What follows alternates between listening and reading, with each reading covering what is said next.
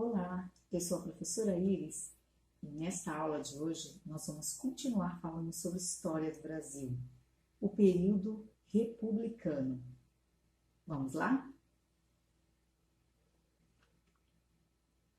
O regime imperial não correspondia mais aos anseios da população e às necessidades sociais que estavam em processo. Desejavam um processo com mais liberdade econômica, com mais democracia e menos autoritarismo. Houve, então, um fortalecimento do movimento republicano.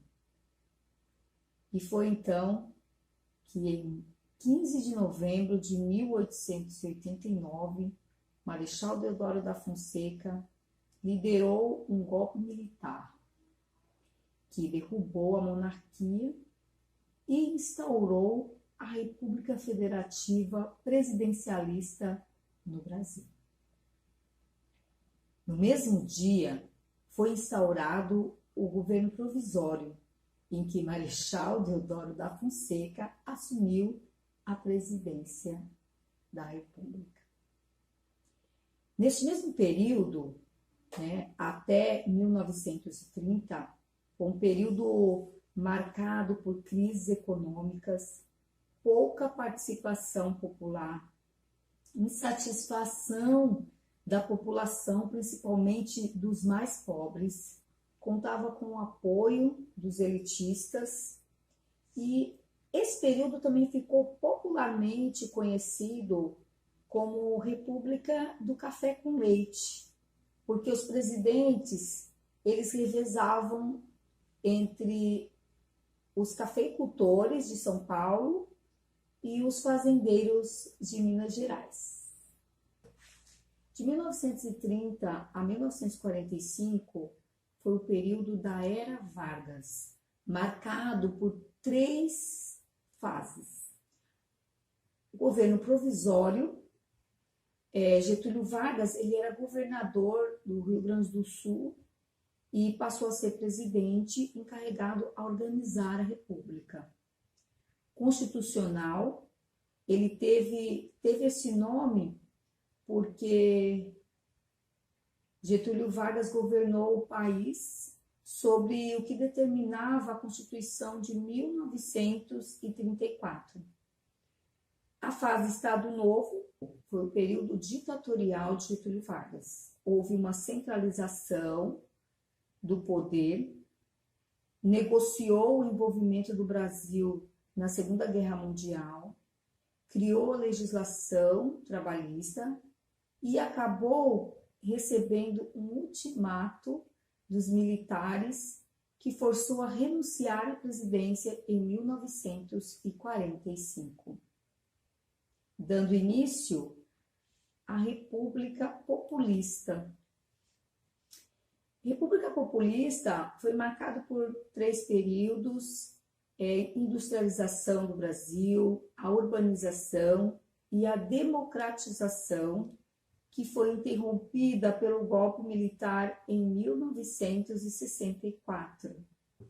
Logo após o golpe militar, iniciou-se então o período regime militar, ditadura militar conhecido, de 1964 até 1985, marcado por práticas inconstitucionais, prática à censura, a perseguição política, a repressão para os que eram contra o regime militar. O regime militar, ele findou-se quando em 1985, Tancredo Neves foi eleito a presidente por eleições indiretas e veio a falecer em 21 de abril do mesmo ano. Então, José Sarney assumiu a presidência e deu início a um novo período chamado Nova República.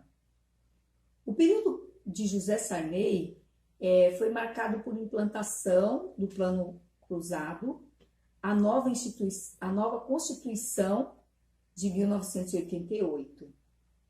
Em 1989, houve a vitória de Fernando Collor de Mello para presidente, provocou uma grande euforia e logo foi dissipada pelo fracasso de planos econômicos e foi afastado pelo processo de impeachment. Logo após, teve Itamar Franco, com o objetivo de combater a inflação e retomar o crescimento econômico no país. Em 1994, foi eleito Fernando Henrique Cardoso, criador do Plano Real, principal plano econômico nos últimos anos. Estabilizou a economia brasileira, tornou-se então a moeda oficial brasileira a partir de 1º de julho de 1994. Luiz Inácio Lula da Silva foi eleito com 53 milhões de votos e reeleito com 58 milhões. Teve pontos positivos, como o controle da inflação, a estabilidade do real, o crescimento econômico, mas também os pontos negativos, como crises econômicas e casos de corrupção. Dilma Rousseff foi a primeira mulher eleita a ser presidente do Brasil. Teve um segundo mandato abreviado pelo Congresso Nacional com a aprovação do impeachment. Seu governo teve altos e baixos, dos índices de popularidade aos indicadores econômicos.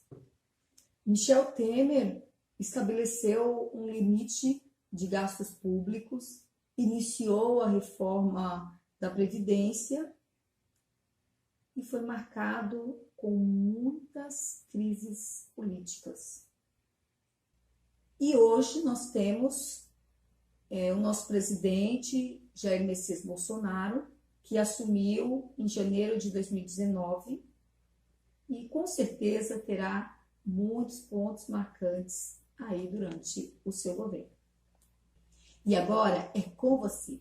Acesse o nosso blog e faça as atividades. E até a próxima aula!